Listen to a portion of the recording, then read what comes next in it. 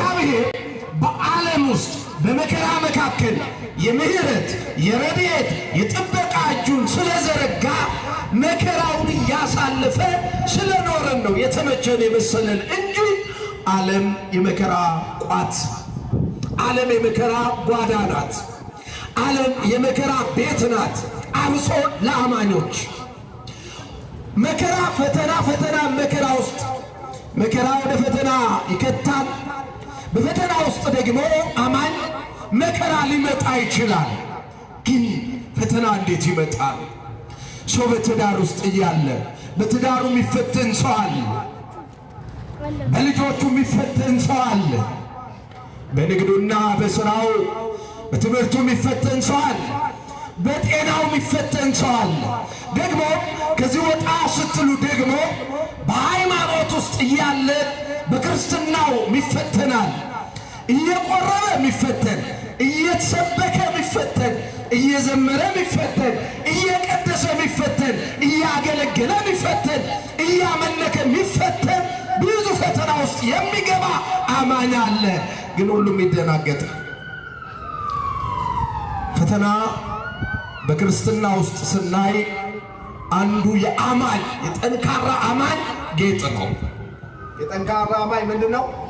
ጌጥ ነው። እግዚአብሔር የሚሰጠውን ክብር በመከራና በፈተና ወረቀት ነው ጠቅልሎ የሚሰጠው ለአንድ አማኝ እግዚአብሔር።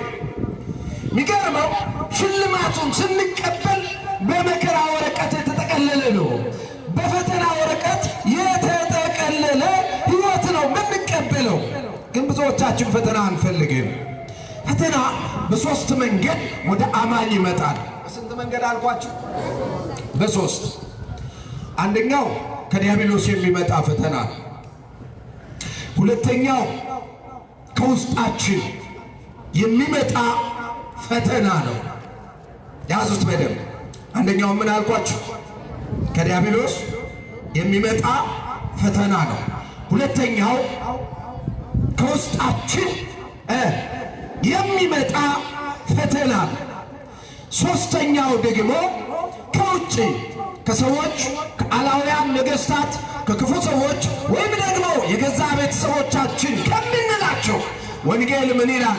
የማቴዎስ ወንጌል ምዕራፍ 10 ላይ ለሰው የገዛ ቤተሰቦቹ ጠላቶቹ፣ ፈታኞቹ፣ አስቸጋሪዎቹ፣ ተዋጊዎቹ ይሆኑበታል ይላል። ከውጭ ይመጣል። በሶስት መንገድ ፈተና ይመጣል። በሶስቱም ውስጥ እንዴት እናልፋለን እናየዋለን። እስቲ የመጀመሪያውን ፈተና እንየው። ፈተና ከሰይጣን ይመጣል። ከማን ይመጣል? ከሰይጣን ይመጣል። የሰይጣንን አሰራር ጌታ መንፈስ ቅዱስ ከእግራችን በታች ይጣልልን። እንድንፈራ አይደል፣ እንድንደነግጥም አይደል። የጠላትን የውጊያ አቅጣጫና መስመር፣ የጠላትን የውጊያ ስልትና እቅድ አውቀን እንዴት ማሸነፍ እንችላለን፣ ኃይልስ እንዴት እናገኛለን፣ ኃይላችንስ ማን ነው የሚለውን በደንብ ማየት ስለሚያስፈልገን ነው። አሁን ለክርስቲያን ቁም ነገሩ ፈተናው ሳይሆን የማሸነፊያው መንገድ ነው። የማሸነፊያው መንገድ ነው። የብዙዎቻችን መውደቅ፣ የብዙዎቻችን መጥፋት ከሰይጣን መከራ የተነሳ ይሆንና የማሸነፊያው መንገድ ጠንቅቀን ስለማንይዝ ነው። ይህንን እንድንይዝ ጌታ መንፈስ ቅዱስ ይርዳን። ለምሳሌ በሰይጣን ከተፈተኑ ሰዎች ኢዮብን እናንሳ። ኢዮብ በጠላት ሰይጣን የተፈተነ ሰው ነው። ሰይጣን በኢዮብ ቀና ይለናል አይደል? ሰይጣን ምድርን ዞራት ሄደ፣ እግዚአብሔር ፊት ቆመ። እግዚአብሔርም ከየት መጣህ አለው። ምድርን ሁሉ ዞርኳት አለው። እግዚአብሔርም እንዲህ አለው፣ ባሪያዬ ኢዮብን አየኸውን አለው። አዎ አየሁት። እግዚአብሔር ሆይ ኢዮብ ትዳር፣ ልጆች፣ ሀብት፣ ክብር፣ በረከት አለው።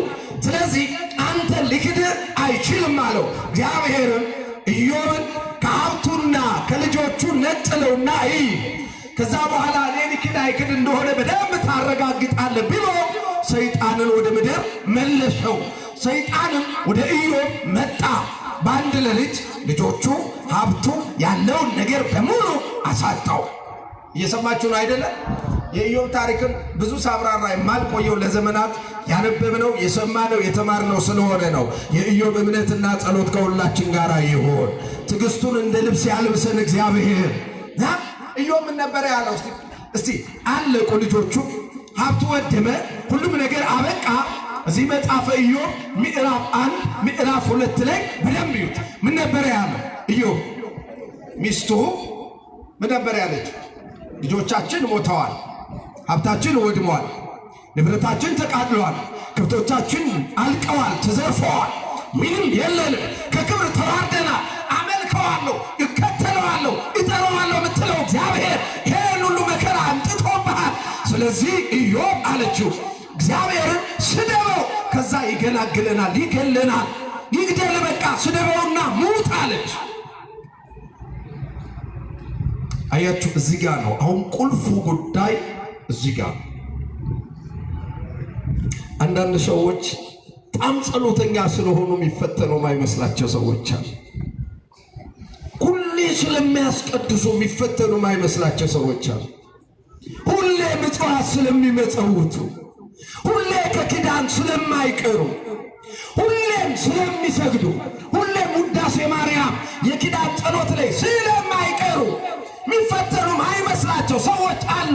እመኑኝ፣ ጸሎታችሁ ባደገ፣ ስግደታችሁ በበዛ፣ ጾማችሁ ባየለ፣ በጎ ስራችሁ በእግዚአብሔር ፊት ያደገ በመጣ ቁጥር ውጊያው የዛን ያህል ይበረታል።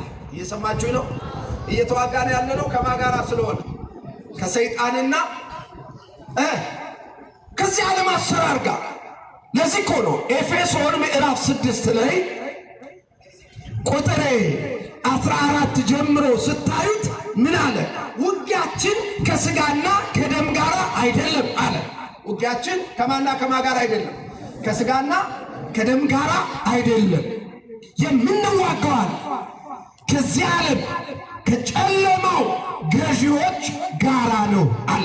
ከጨለማው ገዢ፣ የጨለማው ገዢ ማለት ደግሞ ዲያብሎስ ነው። ማነው? የክፋት ሰራዊት ከሰይጣንና ከሰራዊቱ ጋር ነው የምትዋጉት። ክርስቲያን ውጊያ ላይ ያለ ሰራዊት ነው። ክርስቲያን ውጊያ ላይ ያለ ሰራዊት ነው። ከፍቃደ ሥጋው የሚዋጋ፣ ከዚህ ዓለም ሐሳብ ምኞት የሚዋጋ፣ ከሰይጣን ጋር የሚዋጋ ነው። ለዚህም አለ ቅዱስ ጳውሎስ ሲናገር የእግዚአብሔርን ጋሻ ጦር ልበሱ አለ። እግዚአብሔርን ጋሻና ጦር ልበሱ፣ በክፉ ቀን በውጊያው ቀን ማሸነፍ እንድትችሉ፣ የሚወረወረውን ቀስት ለመስበር፣ የጠላትን ምሽግ ለማፍረስ እንድትችሉ አለ ቅዱስ ጳውሎስ። የእግዚአብሔርን ቃል ጾምን፣ ጸሎትን የራስ ቁር አርጋችሁ፣ ቀስት አርጋችሁ፣ ጋሻ አርጋችሁ ልበሱታል። ከዛስ ታሸንፋላችሁ። ምን ትላላችሁ? በእምነታ።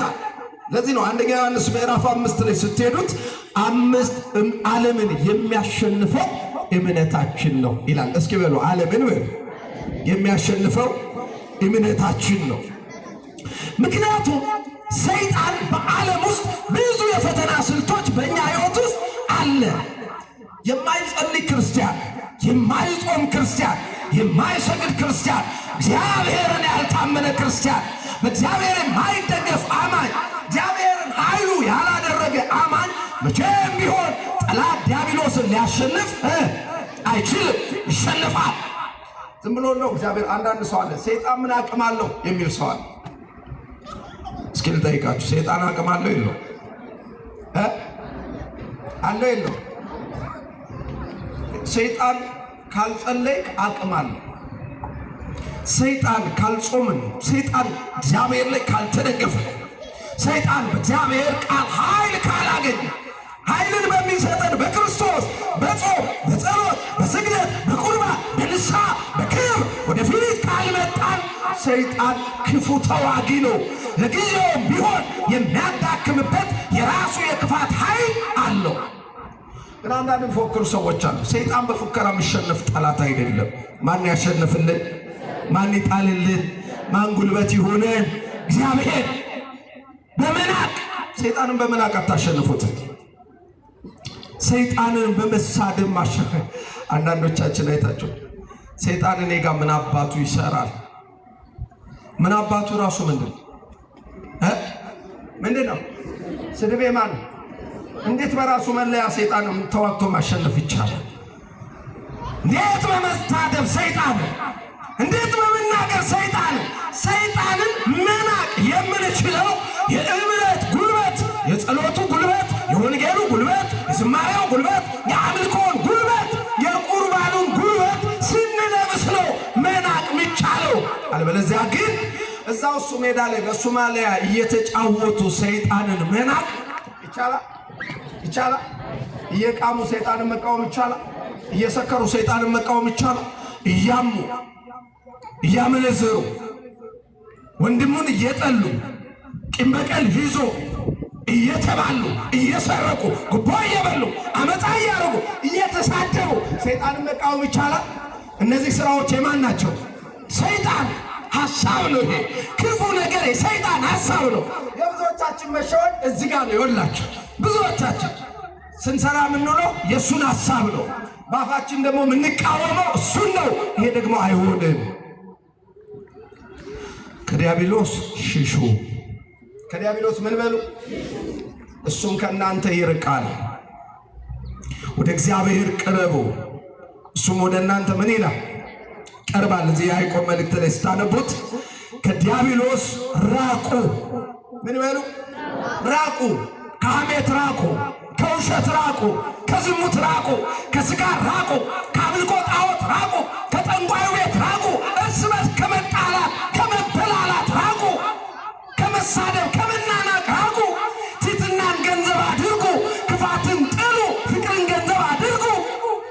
ይህንን ኃጢአት ተዉት፣ ሽሹ። ያኔ ሰይጣን ከእናንተ ምን ይሆናል? ሸሻል። እግዚአብሔር ቅረቡ፣ ወደ ንስሐ ቅረቡ፣ ወደ ቃሉ ቅረቡ፣ ወደ ዝማሬው ቅረቡ፣ ወደ ቅዳሴው ቅረቡ፣ ወደ ወንጌሉ ቅረቡ፣ ወደ ቅዱስ ሥጋ ወደ ክቡር ደሙ ቅረቡ። እግዚአብሔርም ወደ እናንተ ምን ይላል? ይቀርባል።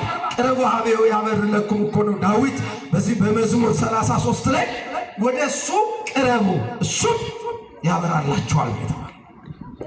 እግዚአብሔር የምህረት ገጹን ያበራልን እና ዲያብሎስን ሳንቃወም ዲያብሎስን ስራ ሳናፈርስ ዲያብሎስ እኛ ልብና እኛ ዙሪያ ላይ የተከለውን ድንኳን የኃጢአት አመፃ ድንኳን አፍርሰን የኃጢአቱን ቦታ አስለቅቀን በንስሐ ሳናጸዳው ደግሞም ሳንጠብቀው በጾም በጸሎት መፎከር በራሱ ፎካሪ ክርስትና መፎከር አይደለም፣ መኖር ነው። ለዚህ ክብር ያብቃን። አሜን በሉ። ክርስትና መፎከር ሳይሆን ምን ማለት ነው? ምን ማለት ነው? መኖር። እንድንኖር ይርዳል። እና ሰይጣን በጣም ከባዱ ፈታኝ ነው። ስለዚህ ስደበውና ሙት ነው ያለችው። ኢዮብ ቁልፉን ጉዳይ እዚህ ጋር ነው ያዘው። በደንብ ይህንን ቁልፍ ያዙ። እግዚአብሔር ሰጠ፣ እግዚአብሔር ነሳ። የእግዚአብሔር ስም ምን ይሁን? አሜን፣ የተመሰገነ ይሁን። ሰይጣን ያኔ ምን ሆነ? ተሸነፈ። ክብሩን እግዚአብሔር ይውሰድ። ሰይጣንን እዩ በችግሩ በማጣቱ በጉስቁልናው በልጆቹም ሞት በገንዘቡ መውደም በድህነቱ ላይ እግዚአብሔርን በምስጋና ነው የሾመው። ያኔ ሰይጣን የፈለገው ምን ነበረ? ኢዮብ እንዲማረር፣ ኢዮብ እንዲበሳጭ፣ ኢዮብ እግዚአብሔር እንዲሰድብ።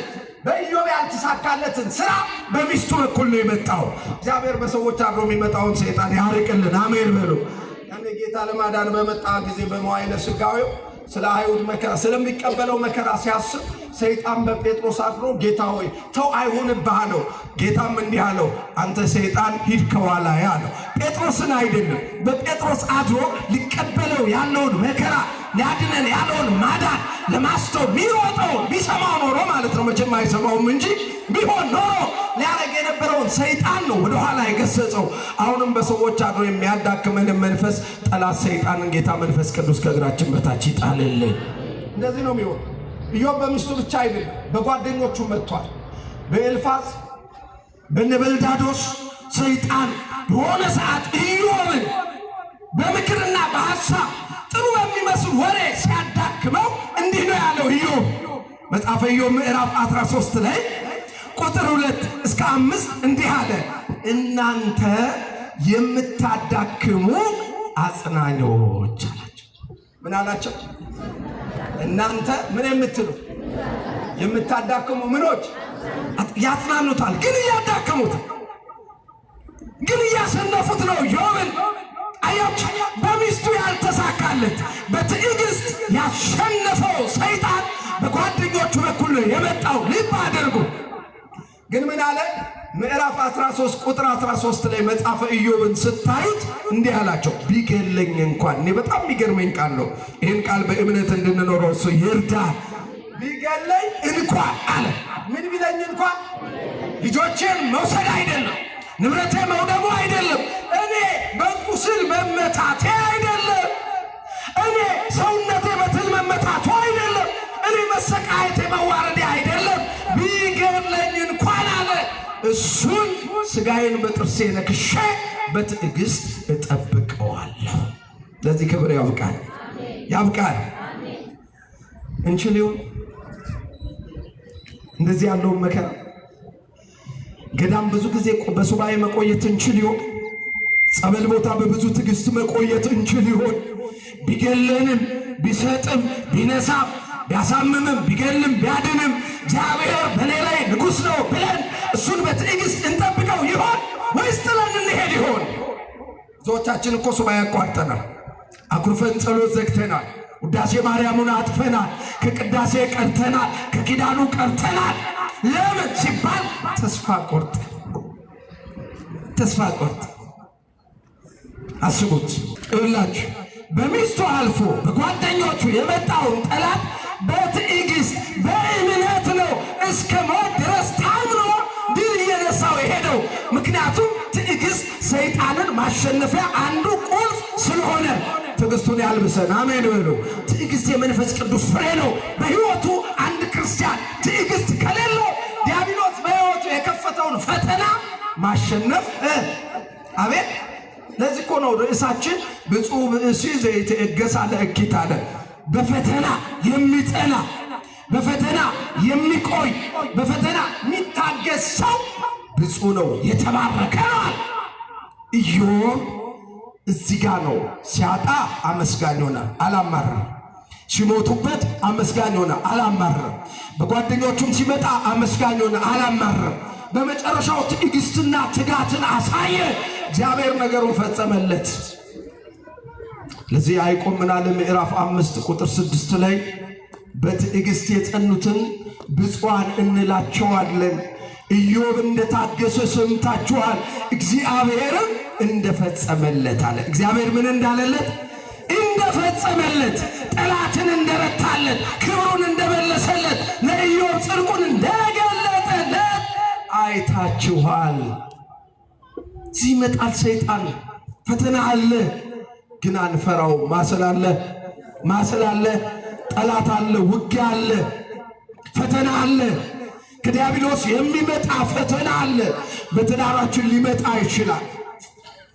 በትዕግስት በመመካከል ረጋ ብሎ በማየት በካህናት ጸሎት በመታገስ በንስሐ አባት ምክር በመታገስ ወንጌሉን በመስማት የትዳርን ፈተና አርግቦ መያዝ ይቻላል። ምክንያቱም እግዚአብሔር የሚሳነው ነገር ስለሌለ። በበሽታ የሚመጣው በጸሎት በመጽናት በቅባ ቅዱስ በመጽናት በጸሎተ ካህን በመበርታት በጸበሉ በመቆየት ሥጋው ደሙን በመቀበል የመጣውን የበሽታ ፈተና መጣል ይቻላል። ማከኛ ጋር ካለ እግዚአብሔር ትዕግስት ቁልፍ የሆነውን ጉዳይ መያዝ፣ ትጋት። ቀጣዩ ጴጥሮስ መጥቶ ስለ እምነቱ ጥንካሬ ለጌታ ሊያወራ ፈለገ። ስምዖን ከቃሉ ጋር ናት። እናታችን ጸሎት ከሁላችን ጋር ይሁን። ስምዖን አቤት ጌታ ሆይ፣ ዛሬ ሰይጣን እንደ ስንዴ ሊያበጥራችሁ ለመነኝ። እንደምን ሊያበጥራችሁ? እንደ ስንዴ ሊያበጥራችሁ ለመነኝ። እኔ ግን እምነት እንዳይጠፋ ከለከልኩት። እሱ ይከልክልልህ፣ ከለከልኩት። ተላልፋችሁ እንዳትሰጡ ይህንን ነገር አደረኩልህ። ምክንያቱም እንደ ስንዴ ምን ላይ ነው የሚበጠረው? ንገሩ። በምንድን ነው የሚበጠረው ስንዴ? በሰፌድ አይደለም? አዎ በሰፌድ ነው የሚበጠረው። ከዛ ገለባው ይበንና ሰፌዱ ላይ ምን ይቀራል? ስንዴው ፍሬ አለው አይደል? ገለባውና እንክርዳዱ ምን ይሆናል? ክርስትናም እንዲህ ባለ ፈተና ውስጥ ይታለፋል። ተፈትኖ የጸና ተፈትኖ ፍሬ ያለው ጠንካራ ከሰፌዱ ላይ የሚወድቅ ከማበጠሪያው ላይ የሚወድቅ ምን ፈተና ቢበዛ የገሃነም ደጆች ቢያነዋውጡት ሊወድቅ ከማይችለው መሰረት ላይ የሚቆየው ፍሬ ያለው ነው። ምን ያለው ነው? የጸሎት ፍሬ ያለው፣ የቁርባን ፍሬ ያለው፣ የንስሐ ፍሬ ያለው፣ የዝማሬ ፍሬ ያለው፣ የወንጌል ፍሬ ያለው፣ የፍቅር ፍሬ ያለው፣ የስግደት ፍሬ ያለው፣ የይቅር ባይነት፣ የዋህነት፣ የትዕግስት ፍሬ ያለው ሰው አይወድቅም። ዝም ብሎ ብቻ መልክ ይዞ የሃይማኖት መልክ ይዞ የሃይማኖት መልክ ብቻ ይዞ ፍሬ አልባው ገለባው ይራግፋል። በፈተና ጊዜ ይወድቃል። በፈተና ጊዜ ፈተናው ይመጣል፣ ግን አሳልፎ አይስጠን። አሜን በሉ። እንዲህ ይላል ዳዊት፣ እግዚአብሔር ብርሃኔና መድኃኒቴ ነው፣ የሚያስደነግጠኝ የሚያስፈራኝስ ማን ነው? እምነት ያስፈልጋል፣ ትዕግስት ያስፈልጋል። ፈተናው አለ። አዎ ሕይወት ተፈትነ ይሆን፣ በህመም ተፈትነ ሊሆን ይችላል፣ በትዳርሽ ተፈትነሽ ሊሆን ይችላል። ቁርበን ቆራቢያን ሆነን ንስሐ ገብተን ቤተ ክርስቲያን እያገለገልን ፈተናው መጥቶ ሊሆን ይችላል። ያለኛ የመጣውን ፈተና በራሳችን ኃይል በራሳችን ጥበብ በተስፋ መቁረጥ ማሸነፍ አይቻልም። ከማጋራ ካልሆነ ከእግዚአብሔር ጋር ይህን ኃይል መልበስ ያስፈልጋል። ኃይልን በሚሰጠኝ በክርስቶስ ሁሉን እችላለሁ። የኃይል ያለው ጸሎት ውስጥ ነው። የኃይል ያለው ፍቅር ውስጥ ነው። የኃይል ያለው ትዕግስት ውስጥ ነው። የኃይል ያለው ፍጹም ወንጌል ውስጥ ነው። የኃይል ያለው ፍጹም ንስሐ ውስጥ ነው። የኃይል ያለው ቅዱስ ሥጋውና ክቡር ደሙ ላይ ነው። የኃይል ያለው መስቀሉ ስር ነው። ይህንን ኃይል የለበሰ አማኝ ያንን ፈተና ማለፍ ይችላል። አሻጋሪው ማ ስለሆነ፣ ድሉ ማ ስለሆነ፣ ተዋጊው ማ ስለሆነ፣ ስለዚህ አይዟችሁ እግዚአብሔር አለ። አትፍሩ፣ ፈተናን አትፍሩ። በፈተና የሚጸና ሰው የተባረከ ነው። ከሰይጣን የሚመጡ ፈተናዎች አገልጋይ ሆነን ሊመጣ ይችላል። እየቀደሱን ልንፈተን እንችላለን። እየሰበክን እያገለገልን እየዘመርን ከበሮ እየመታን እየዘከርን እየመጸወትን ቆራቢያን ሆነን ልንፈተን እንችላለን። ግን መፈተኑ አይደለም ፈተናውን ምን ማድረጉ ማሸነፉ። ማሸነፍ በራስ ወይስ በእግዚአብሔር? ማሸነፍ በራስ ማስተዋል ወይስ በእምነት? በእምነት።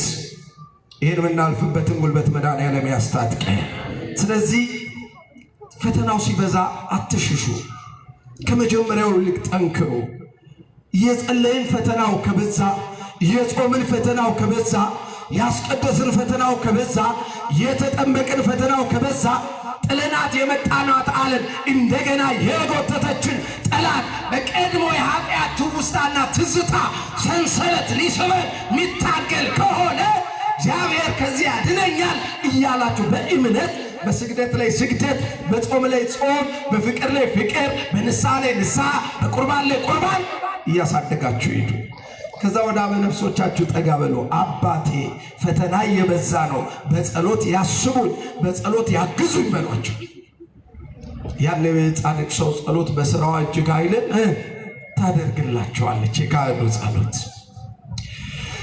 በቀረችን ደቂቃ ውስጥ ሁለት ከውስጥና ከውጭ የሚለውን ፈተና ነው። አንዱ ከዲያብሎስ ነው፣ ሁለተኛው ከውስጥ የሚመጣ ፈተና። ከምን የሚመጣ? ከውስጥ። ለዚህ ነው ቅዱስ ያዕቆብ እግዚአብሔር ማንንም በክፉ አይፈትንም፣ ራሱ ማንንም አይፈትንም፣ ሁሉም በራሱ ሐሳብና ምኞት ሲታለል ይፈተናል ይላል። ቁጥር 14 ላይ ምዕራፍ 1 ላይ በራሱ ሐሳብና ምኞት። እስኪ በሉ እስቲ ሐሳብና ምኞት በሉ፣ ከፍ አድርጉ ድምጻችሁ። ምንና ምን? ሐሳብና ምኞት። እግዚአብሔር ማንንም አይፈትንም። ምን ነው እንደው እመቤቴ ፈተና በዛሽበት እዚህ ስጠን አትበሉ። ማንም ላይ ፈተና አላበጣችም። ምን ነው መድኃኔዓለም ደው ፈተና በሕይወቴ እንዲለቀቅብኝ አበዛህብኝ፣ ምን ነው ምን አረኩ የምትሉ ሰዎች አላችሁ። አልፈተናችሁም። የፈተናችሁ የፈተነን ጠላት ነው። የፈተነን የገዛ የሥጋ ፍቃዳችን የፈተነን ክፉ ዘመን ነው። ይልቁንም ይህንን ማሸነፍ ምንችልበትን ኃይል አስታጥቀኝ፣ እርዳኝ፣ አግዘኝ፣ መውጫውን አሳየኝ እያላችሁ ነው መጸለይ እና ሁሉም በራሱ ሐሳብና ምኞት ሲታለል እስቲ ታሪካቸው ውስጥ አንገባም። እንደው እንዲህ በበረራ እናያቸው። ኤሳው ብኩርናውን ያጣው የምስር ወጥ ለመብላት ያለ ሰዓቱ ሲመኝ ሲጓጓ ነው። ግያዝ ሀብተ ትንቢት የነቢያት ሀብት ሳያድርበት ከመንገድ ተቋርጦ በንዕማን መንገድ የንዕማን እርግማን ደርሶበት የቀረው ያቺ ጥቂት ገንዘብና ወርቅ አጓጉታው ነው።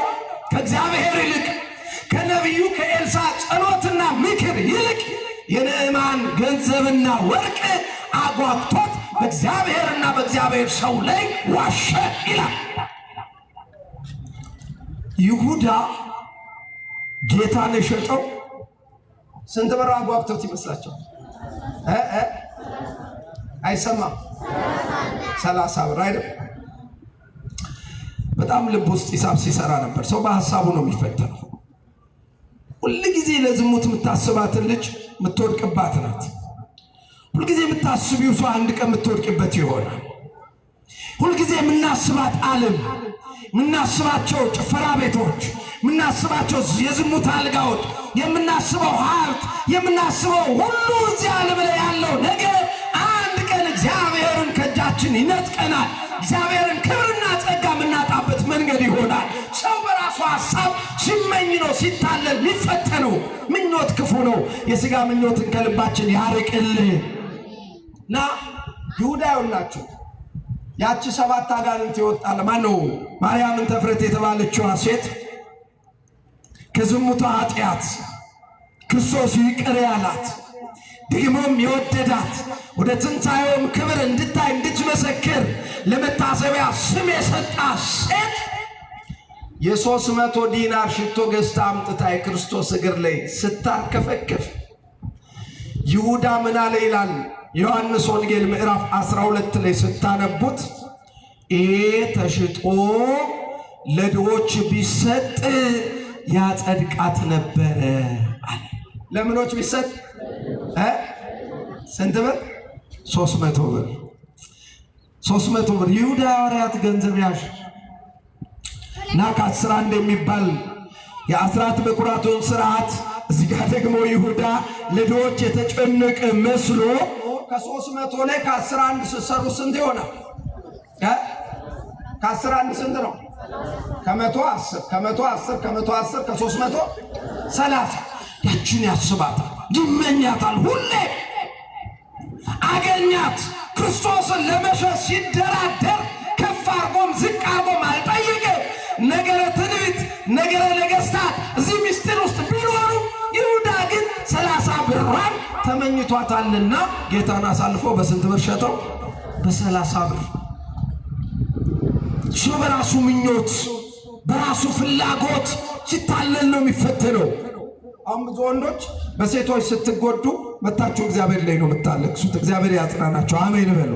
ብዙ እህቶቻችን በብዙ ወንዶች ልባችሁ ሲሰበር ልባችሁ ሲታመም መታችሁ የምታለቅሱት እግዚአብሔር ጋር ነው። እግዚአብሔር መጽናናትን ያደርግላቸው። ነገር ግን መጀመሪያ እዛይ ሴት ጋር ስትሄድ ፍቃደ እግዚአብሔር፣ ምክረ ካህን፣ ምክረ ወላጅ፣ የፍቅር ጉዳይ ተምረው ሳይኮ ገብቶ ነው የሄድከው? በፍቃድ ሄድክ? በምኞት ሄድክ? ሄድን፣ ተታለልን፣ በዝሙት ተፈተንን፣ ሕይወት አጠፋን፣ ብዙ ነገር ሆነ። እግዚአብሔር አዘነ፣ የወላጅ ልብ ተሰበረ። አንተም እኔም ታሪካችን ተበላሸ። ስናስብ ስንመኝ ለዝሙት የተከተልካት ሴት ናት ሕይወትን የሰበረችው። ያኔ ነገ ፍቅር መስሎች የተከተልሽው አብሮ መዝናናቱ፣ አብሮ መጠጣቱ፣ አብሮ በየካፌው፣ አብሮ በየሆቴሉ ባላንታይን ዴይ ከአገር አገር መዝናናቱ፣ የፍቅር ስጦታው በእነዚህ ተታለሽ የተፈተንሽው ፈተና ራስሽን ያለ ወላጅ ክብር፣ ያለ ካህን ምክር፣ ያለ ሽማግሌ አሳልፈሽ መስጠትሽ ያልተፈለገ ሕይወት ጉስቁልና፣ መሰበር፣ ሌላ ሕይወት ለመከራ ማምጣት እዚህ ሁሉ ውስጥ የዳረገች ራስሽ ምኞትና ሐሳብ እዚህ ውስጥ የዳረገን እኔንና አንተን ራሳችን ምኞትና ሐሳብ። ሰው ገንዘብን ሲመኝ ገንዘብን ሲፈልግ ማጅራት ይመታል። ገንዘብን ሲፈልግ ጠንቋይ ቤት ይሄዳል። ባለሀብት መሆን ሲፈልግ ጉቦ ይበላል፣ ከሰው ይሰርቃል፣ ድሃ ያስለቅሳል። ሰው በምኞቱ ሰው በሐሳቡ ሲታለል ነው የሚፈተነው እንጂ እግዚአብሔር ማንንም በክፉ አይፈትንም። ስለዚህ የውስጣችንን ፈተና መቆጣጠር። አትመኝ። ምን አትበል? አትመኝ እኮ አንዱ ሕግ። ወደ ሴት ያየ የተመኘ አመነዘረ፣ ለሌና ላንተ የተነገረ አንቀጹ ለወንድ ይሁን እንጂ አንቺን ብታይ ብትመኝ አመነዘረች። ሰው በልቡ የሚሰራው ኃጢአት ክፉ ነው። ክፉ ነገር ከልብ ይወጣል። እግዚአብሔር ልባችንን ይፈውስልን። ይህንን በጾም ይህን በጸሎት ይህን በምክረ ካህን ይህን በንስሐ ይህን በክትትል ይህን እግዚአብሔር ስር ራስን በማስገዛት የምናመልጠው ፈተና ነው። ሰምታችሁኛ? የምናመልጠው ምንድን ነው? ፈተና ነው። ስለዚህ ሰው በራሱ ሐሳብ ሲታለል ይፈተናል እንጂ እግዚአብሔር ማንንም በክፉ አይፈትንም። እስቲ አስበው፣ እስከ ዛሬ የገባበት ፈተና እግዚአብሔር አምጥቶብህ ነው? አንተና እኔ ሄደን የመጣ ፈተና ነው። እስከ ዛሬ በሕይወትሽ የመጣው መከራና ፈተና እግዚአብሔር በምን መልኩ? ልጁ እኮ ነሽ። እንዴት ጨክኖ አሳልፎ ለመከራ ይሰጥሻል? በመከራ ቀን ጥራኝ አድንሃለሁ ያለ እግዚአብሔር፣ በመከራ አትፍሩ አይዟችሁ ያለ እግዚአብሔር እንዴት አሳልፎ ልጆቹን ለመከራ ለፈተና ይሰጣል?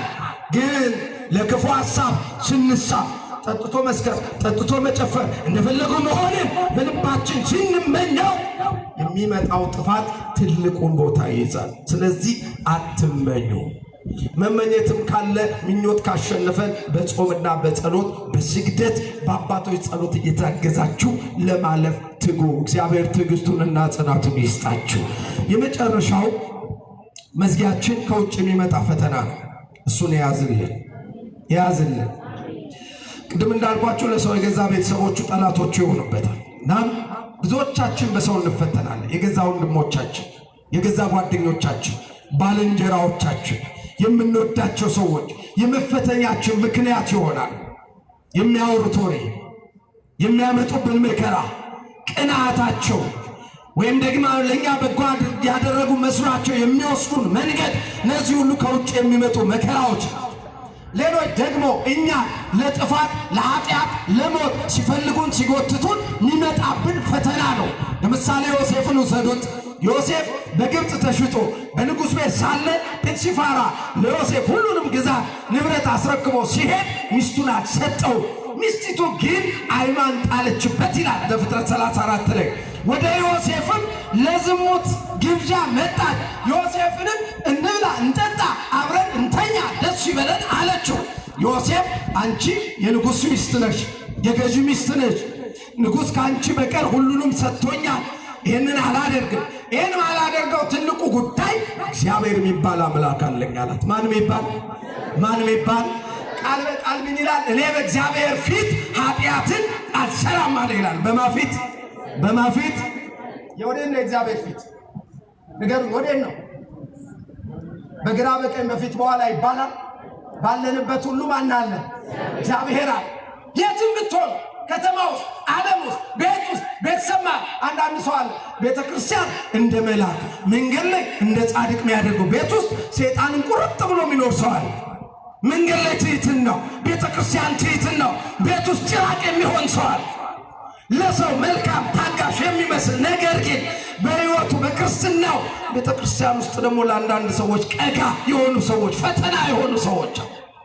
ዮሴፍ ያንን እግዚአብሔር ፊት ኃጢአትን አልሰራም ብሎ ነው ያመለጠው። ስለዚህ ፈተናም ቢመጣ ከመውጫው ጋር ያዘጋጃል እንዳለ ሐዋርያው ጌታም ሲያስተምረ ማቴዎስ 26 ላይ ወደ ፈተና እንዳትገቡ ትጉና አቤት ጸልዩ። ፈተና በጸሎት፣ ፈተና በስግደት፣ ፈተና በእምነት፣ ፈተና በትዕግስት፣ ፈተና በንስሐ፣ ፈተና በምክረ አበው፣ ፈተና በኃይለ እግዚአብሔር፣ ፈተና በኃይለ መስቀሉ፣ ፈተና በቅዱስ ቁርባን የሚሸነፍ ተራ ውጊያ ነውና ተራ የሆነው ከእግዚአብሔር የተነሳ እንጂ ከኛ አቅም የተነሳ አይደለም። ከዚህ ኃይል ለብሰን በዚህ መንገድ ተሰልፈን የመጣውን የሕይወታችንን፣ የክርስትናችንን፣ የትዳራችንን፣ የጤናችንን፣ የሕይወታችንን፣ የቤተ ክርስቲያናችንን፣ የሀገራችንን ፈተና አሸንፈን እንድናልፍ እግዚአብሔር ይርዳል። የትምህርታችን ርዕስ ምንድን ነው? በፈተና የሚጸና ሰው የተባረከ ነው። ጽናቱን ያድለን። የድንግል ማርያም ጸሎት አይለየን። የኢዮብን ትዕግስት ያልብሰን። ይቆየን።